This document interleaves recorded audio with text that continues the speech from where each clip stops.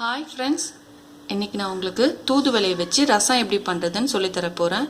தூதுவளை cough gold problem இருக்கவங்களுக்கு நல்ல ரெமடியாக இருக்கும். அதோட இந்த கோவிட் டைம்லையுமே நம்மளை ப்ரொடெக்ட் பண்ணுறதுக்கு நல்ல ஹெல்ப்ஃபுல்லாக இருக்கும். வாங்க எப்படி செய்யலான்னு பார்க்கலாம். க்ளீன் பண்ணுறதுன்னு சொல்லித்தரேன் ஃப்ரெண்ட்ஸ். இந்த மாதிரி ஒரு சிசர் யூஸ் பண்ணிக்கோங்க. உங்கள் கையில் முள் குத்தாமல் இருக்கிறதுக்கு சேஃபாக பண்ணிக்கலாம். இது மாதிரி பண்ணிவிட்டு இப்போ இந்த லீஃப்லையுமே முள்ளெலாம் இருக்கும்.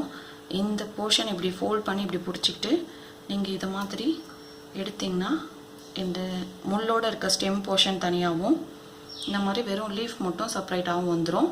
இந்த மாதிரி க்ளீன் பண்ணி எடுத்துக்கோங்க ஃப்ரெண்ட்ஸ். எல்லாத்தையும் நான் ஒரு 2 கைப்பிடி அளவுக்கு தூதுவளையை க்ளீன் பண்ணி இந்த மாதிரி எடுத்து வச்சுருக்கேன் ஃப்ரெண்ட்ஸ். அதோட 2 தக்காளி கட் பண்ணி வச்சுருக்கேன், ஒரு மீடியம் சைஸ்.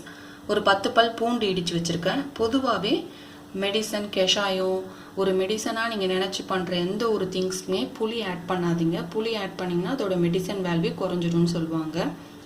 அடுத்தது இதுக்கு ஒரு பொடி ப்ரிப்பேர் பண்ண போகிறோம் ஃப்ரெண்ட்ஸ். பொடி பார்த்திங்கன்னா ஒரு காஞ்ச மிளகாய் எடுத்திருக்கேன், 2 டேபிள் ஸ்பூன் அளவுக்கு மிளகு எடுத்திருக்கேன், 1 டேபிள் ஸ்பூன் அளவுக்கு ஜீரகம் எடுத்திருக்கேன், ஒரு 4 திப்பிலி எடுத்திருக்கேன். இந்த திப்பிலி பார்த்திங்கன்னா சளி கவம் இருமல் எல்லாத்தையுமே சரி பண்ணணும்னு சொல்லுவாங்க. இது இருந்தால் யூஸ் பண்ணுங்கள், ரொம்ப நல்லது. இல்லைனாலும் பரவாயில்ல, ஸ்கிப் பண்ணிடுங்க. ஒரு 1.5 டேபிள் ஸ்பூன் அளவுக்கு துவரம்பருப்பு எடுத்திருக்கேன். இது மாதிரி ஒரு மண் சட்டி வச்சுருக்கேன். இந்த மண் சட்டியில் நம்ம எடுத்து வச்சுருக்க இந்த எல்லா இதையும் போட்டு வாசனை வர அளவுக்கு வறுத்து எடுத்துக்க போகிறோம் ஃப்ரெண்ட்ஸ். ரொம்ப கருகிற அளவுக்கு வேணாம், லைட்டாக வாசனை வர அளவுக்கு வந்தால் போதும்.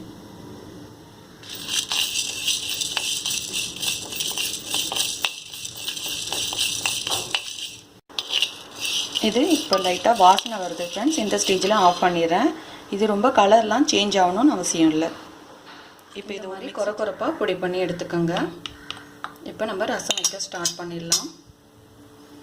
நான் இந்த மாதிரி ஒரு ரசம் வைக்கிறதுக்காக ஒரு பாத்திரம் எடுத்திருக்கேன். இதில் நம்ம பொடி பண்ணி வச்சுருந்த பொடியை சேர்த்துக்கிறேன். இதோடவே கொஞ்சம் பெருங்காய பொடி சேர்த்துக்கிறேன்.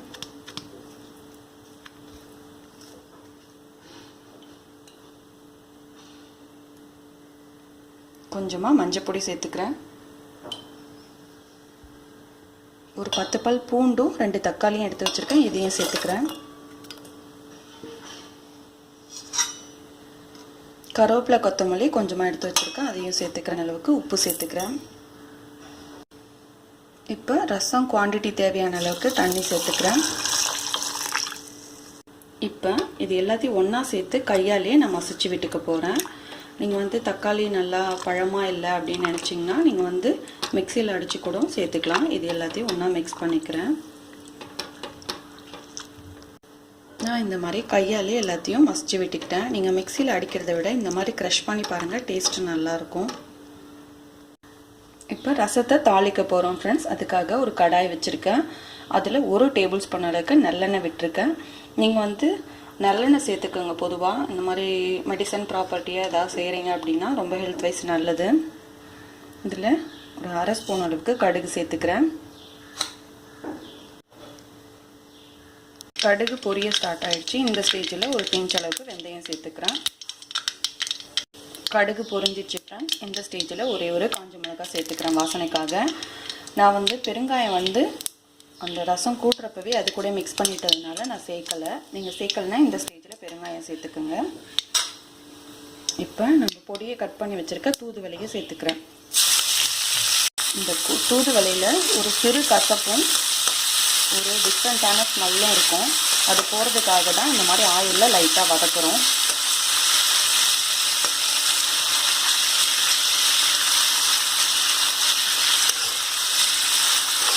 ஃபஸ்ட்டு ஒரு 30 செகண்ட் வதக்கினா போதும், ரொம்ப நேரம் பண்ணாதுங்க.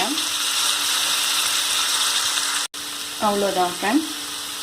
ஒரு திருப்பு மட்டும் திருப்பி விட்டுட்டு நான் ரசத்துக்கு மிக்ஸ் பண்ணி வச்சுருக்கேன். இந்த மிக்சரை இதில் சேர்த்துக்கிறேன்.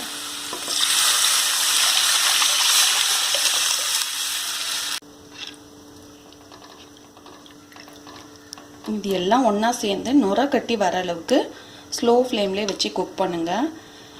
நுரைச்சிக்கிட்டு வரப்போ நம்ம ஸ்டவ் ஆஃப் பண்ணிடலாம். நம்மளோட ரசம் ரெடி ஆகிடும் ஃப்ரெண்ட்ஸ், தூதுவளை ரசம்.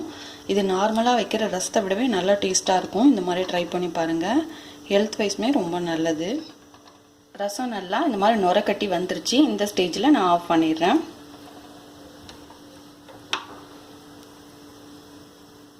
நம்மளோட சூப்பரான தூதுவளை ரசம் ரெடி ஆயிடுச்சு ஃப்ரெண்ட்ஸ். நல்லா ஆவி பறக்க பறக்க சுட சுட சாதத்தில் போட்டு சாப்பிடுங்க. காஃப் கோல்டு எந்த பிரச்சனை இருந்தாலும் சரியாயிடும். கண்டிப்பாக ட்ரை பண்ணி பாருங்கள். நல்ல டேஸ்டியான தூதுவளை ரசம் ரெடி ஆயிடுச்சு ஃப்ரெண்ட்ஸ். இந்த மாதிரி செஞ்சு சாப்பிடுங்க, ஹெல்த்தியாக இருங்க. தேங்க்யூ.